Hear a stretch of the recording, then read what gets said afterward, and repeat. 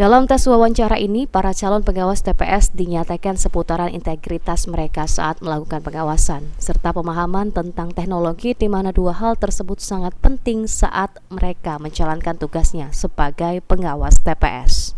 Di Kecamatan Seberang Ulu 1, Panwascam membutuhkan pengawas TPS sebanyak 260 orang, di mana mereka akan mulai menjalankan tugasnya sebagai pengawas TPS 22 Januari mendatang hingga akhir Februari. Dan di wilayah Kecamatan Seberang Ulu 1 disampaikan oleh Ketua Panwascam TPS yang ada dinilai tidak terlalu rawan, sehingga pihaknya dalam pelaksanaan tes pengawas TPS ini akan mencari orang-orang terbaik agar dapat menjalankan tugas dengan baik.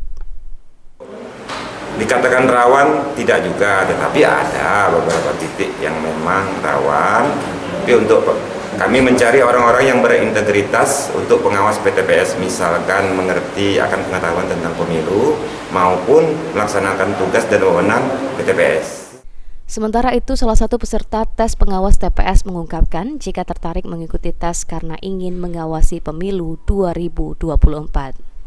Pengen ngawasi pemilu. Ya.